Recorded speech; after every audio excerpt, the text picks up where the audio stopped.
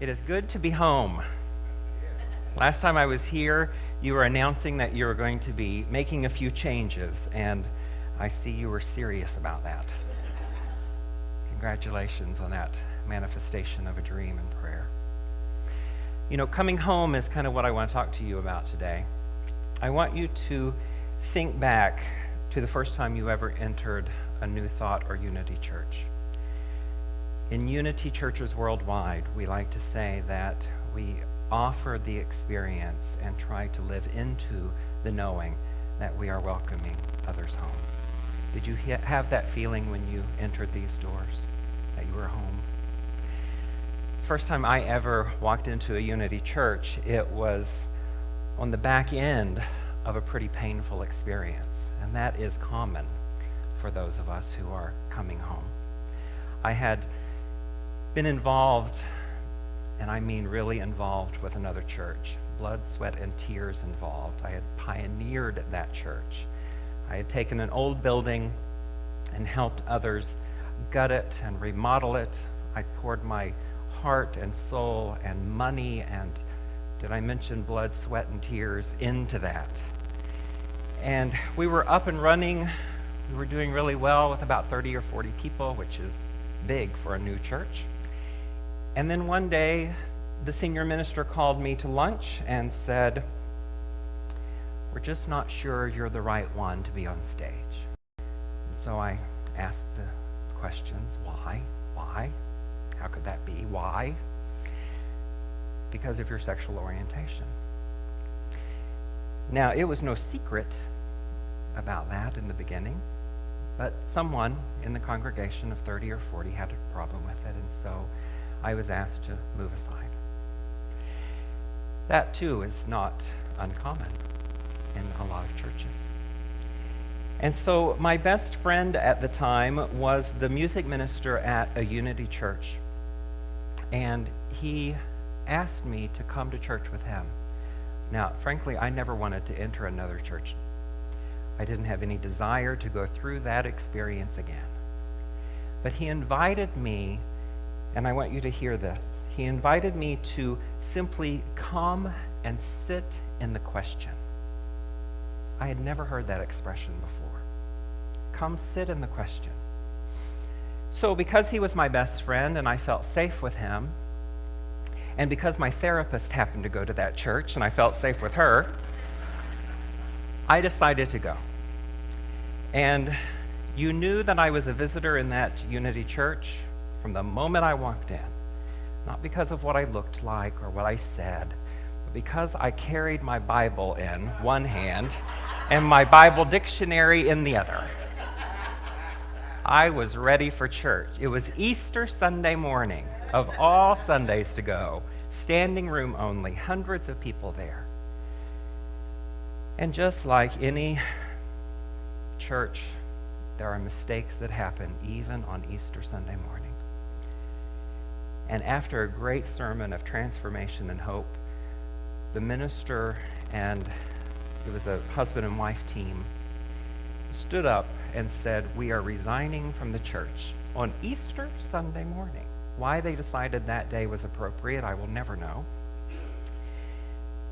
But I began to just sink a little further into my seat.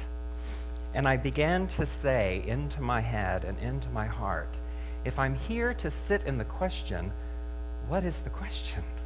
Because I have lots of them, but can I narrow them down to one? I don't know how the end of the service or the sermon went.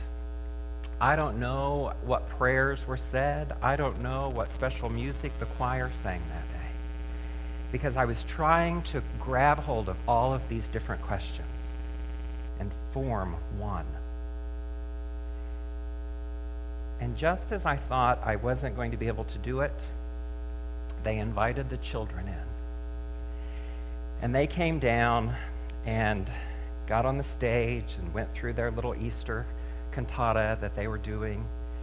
And then the entire congregation stood up and they rubbed their hands together, which I still don't understand why some Unity churches do that. And they said to every one of those children, "We love you, We bless you. We appreciate you. God loves you, and we love you just the way you are. That was like an aha moment for me. Imagine being a child and hearing those words each and every week. Imagine being an adult and having never heard those words.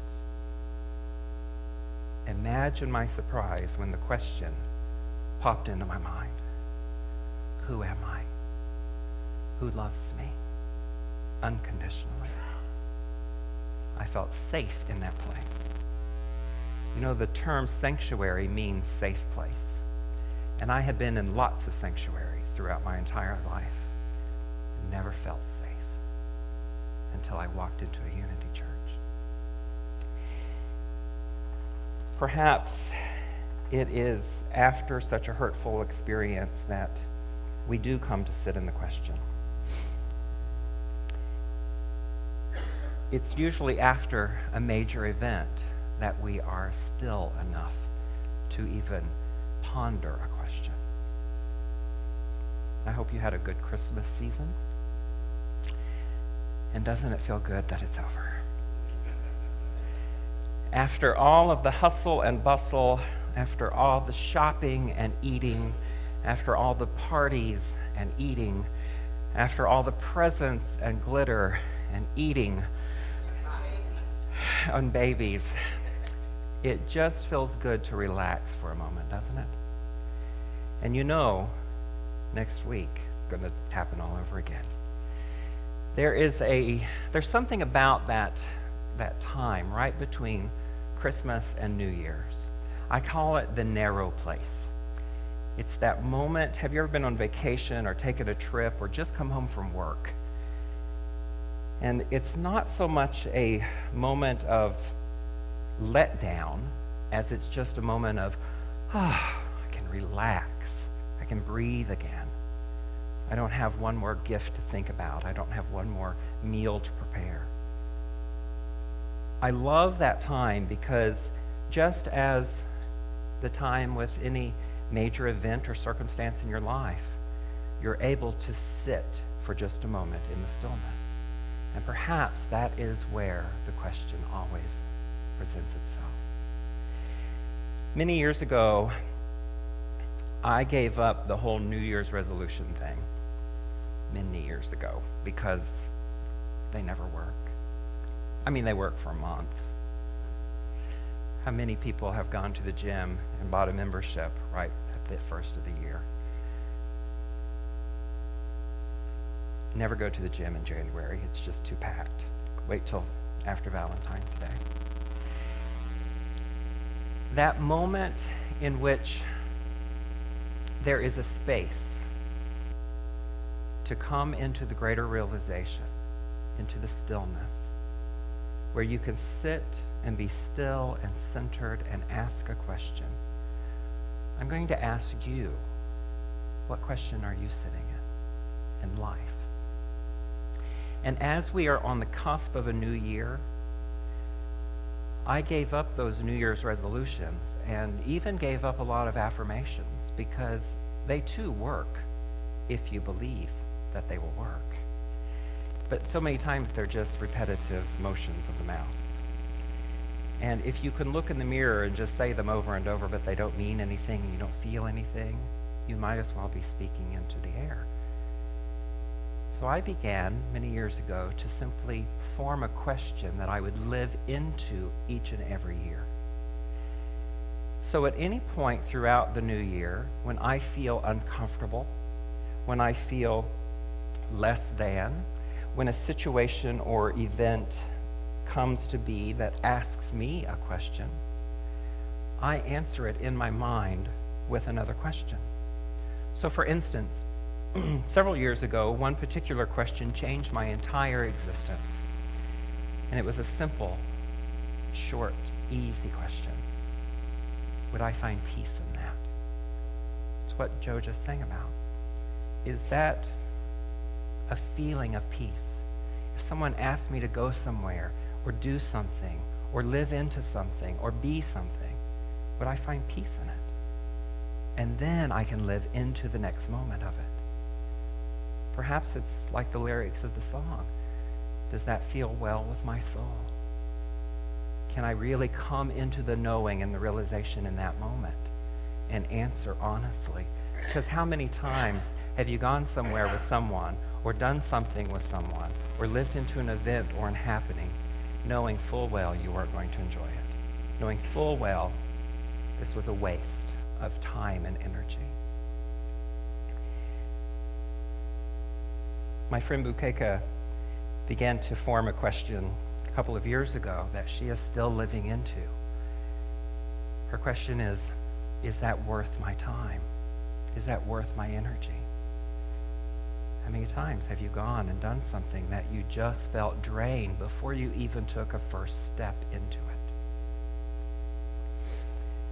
One of the questions I looked at just this last year was this: am I appreciating my worthiness in this moment, in this situation, in this event? And if not, what would it take to do so? Am I accepting that there could be peace and joy in this next moment? And if not, what would it take for me to change my mind? You know, this is all about raising consciousness. It's what we hear and speak about every week in all Unity churches, that consciousness. And maybe that is the question you could form. Would that be for my higher good? Charles Fillmore once said, "There are opportunities everywhere, just as there have always been." I love that quote. Just as there have always been. And yet so many times we try to make the opportunity into something we want it to be. I was reading online just the other day about all the predictions for 2015. You'll see them in the next week on every television station, on every internet site.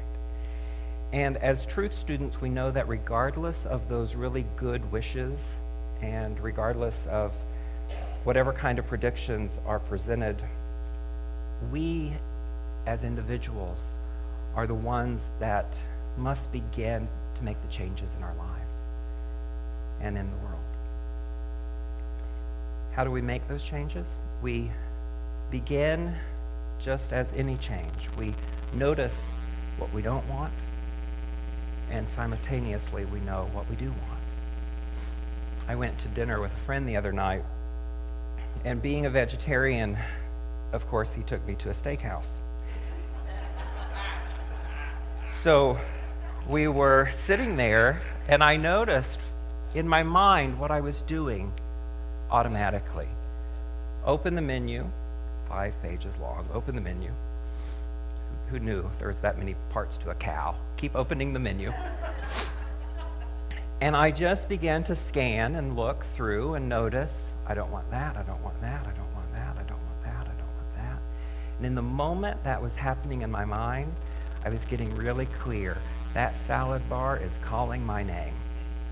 I knew in the moment that what I didn't want, I knew exactly what I did want. And that's how it happens. But unfortunately, we get a little heavy-handed with the I don't wants. We get really clear on what we don't want in life. We talk about it. We tell stories about it. We call our friends and tell them about it. We pray about it. We tell more friends. We pray some more.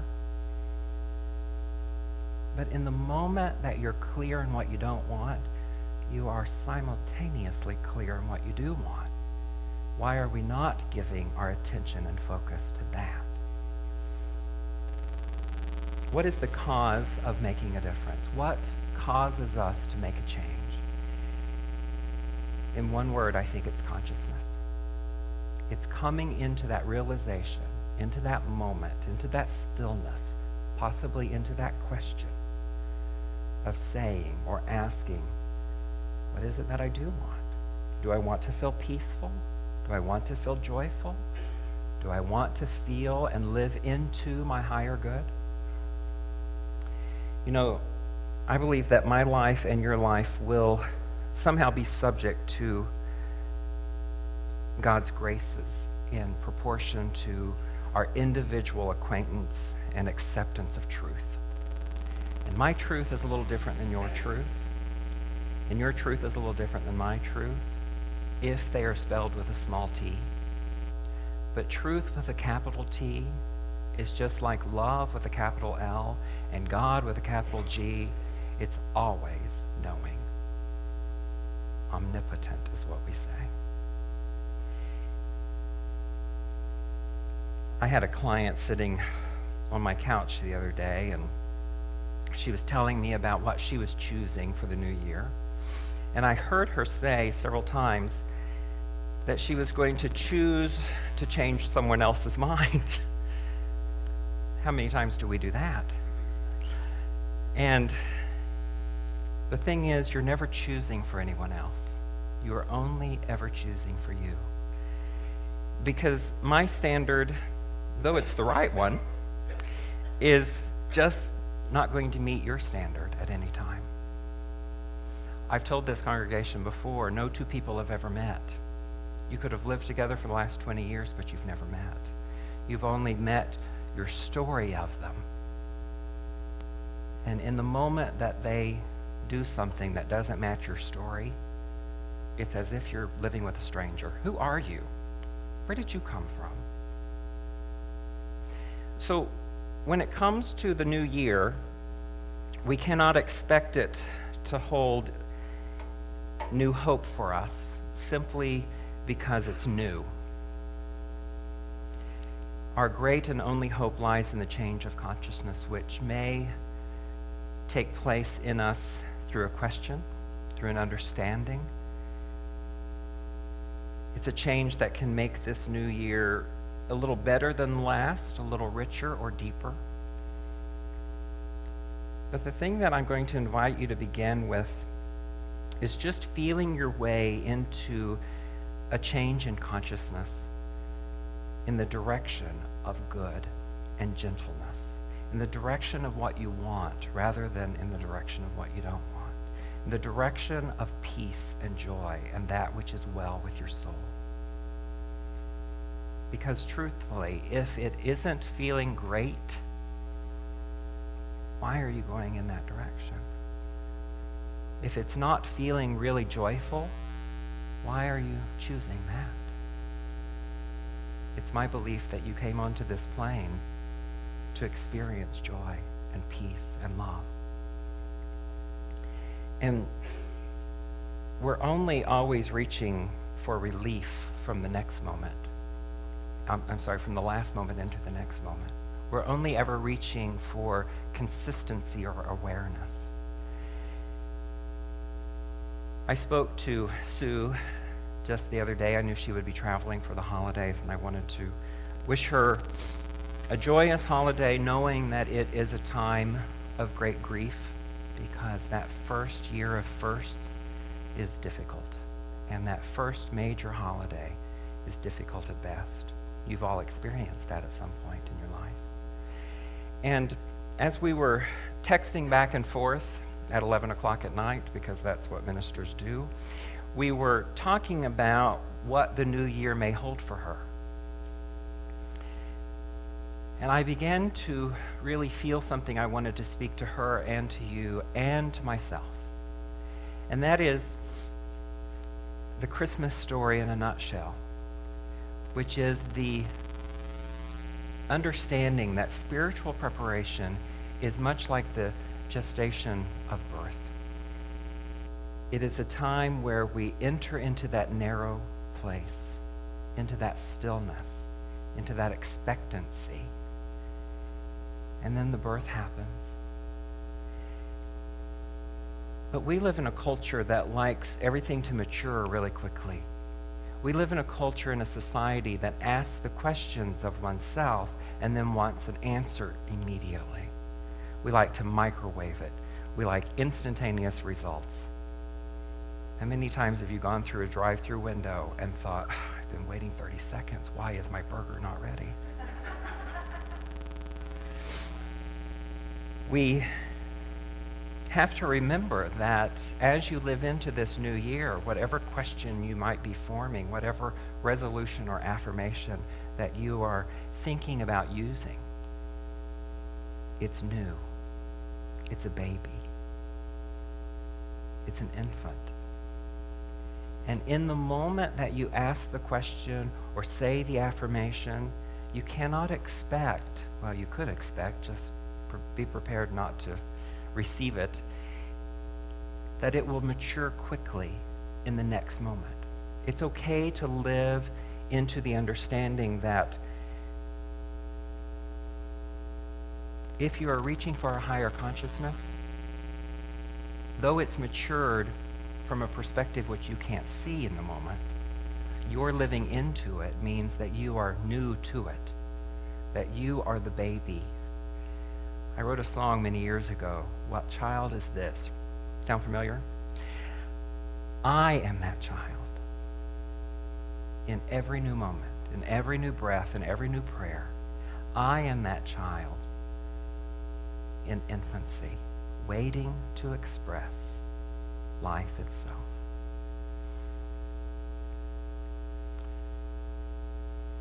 I love this scripture that we use today.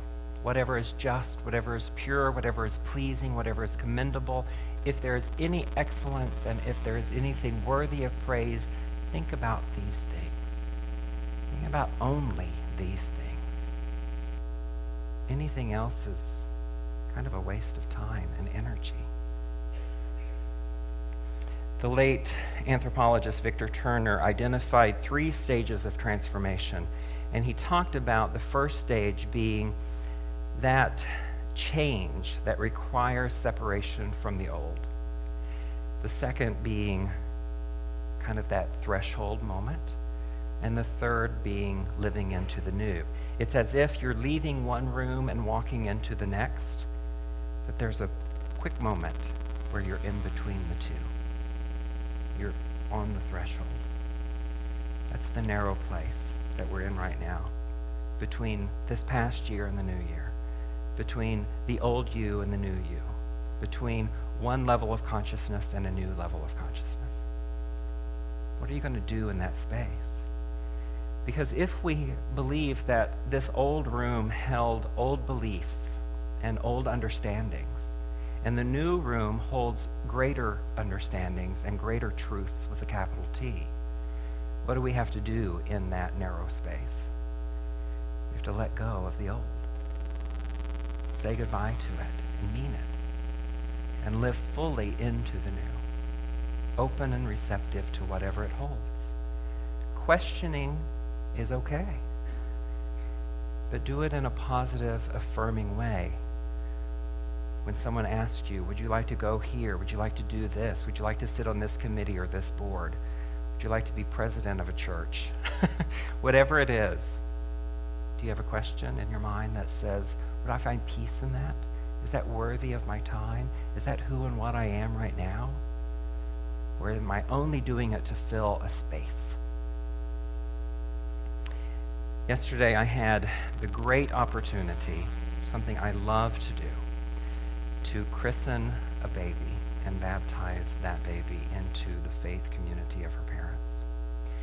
And as I was holding that child, funny thing by the way, as ministers we often get great opportunities such as marriages and funerals to really celebrate life. And we have things that go through our mind because we're human, like get the name right, don't talk too long, don't make it too sad. But when you're christening a baby, there's only one thing that's ever going through my mind. Don't drop the baby, don't drop the baby, don't drop the baby, don't drop the baby. And as I was holding that precious new child, 6 months old, I began to say a prayer and a blessing over her that I hope will guide a greater understanding of her entire family. And everyone in that room was her family because, as the ancient verse says, it takes a village. And I thought I would bring that same blessing to you today. I'm going to invite you to just sit back and relax for a moment. And as we are in this narrow space, just think about what question might serve you really well. Because before you see the manifestation of that which you're hoping for in the new year, your own intuitive relationship between what you were thinking and what the source of your being already knows, that higher consciousness, that divine intelligence within you, gave you the knowing. In the moment that you didn't think you knew it, it gave you the knowing. It is if you are coming home to the truth of who and what you are. That knowing, we call it the superconsciousness, is summoning all things that are the vibrational equivalents of what you are asking for. These are the words I spoke over that child. I invite you to take them in, because right now you are that child, living into a greater awareness, into a new place, a new year, a new you. Take these words and make them your own. Know that there is a purpose for your existence. Know that you are an expression of the one true power and presence within the universe. And whether you call that God or divine love or intelligent life, whether you call it a higher power, the creator of your being, an omnipotent presence, may you know that it is the one by whom you were created, for whom you were made, and to whom you belong. May you believe that you came into this world and into this expression of that one with a soul consciousness. And that soul consciousness will be all that you take with you when you leave this world. May you know that you are a vessel of the infinite, filled with the glorious peace of the Most High, always knowing at soul level what is true. May you believe in miracles, of simple insights into the true nature of your being. May you believe in grace. May you believe in joy, which is the very integrity of your soul. May you believe in the divine idea, because it is always within you, available to you. May you know that you are free and unlimited, immersed in an everlasting sea of consciousness, where all things are possible. May you know that you are the delight of God. May you know that the holy thought of the infinite is always in loving contemplation of itself, through you and as you.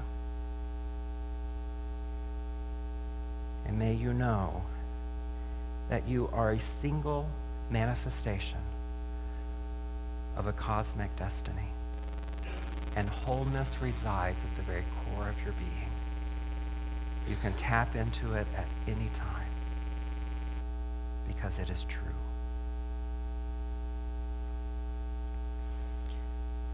I couldn't get away today without showing you just a couple of photos. This was my day yesterday. Baptizing her, holding her,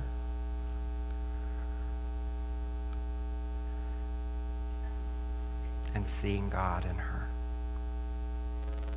and loving her just the way she is, with no attachment to who she is becoming. That's none of my business. I love her in this moment, and that's what matters. I get to choose to love her in the next. That too matters. I wrote a card to her, and it said this, and I say it to you. May you be a manifestation of grace, so amazing it cannot help but to be sung. May you be the living example of peace on earth. May you know that at each and every moment a celebration is going on throughout the entire universe. It is God announcing itself as you, rejoicing in the uniqueness of your beauty and the oneness of your soul with all of life. I wish you a very happy and prosperous and questionable new year. God bless.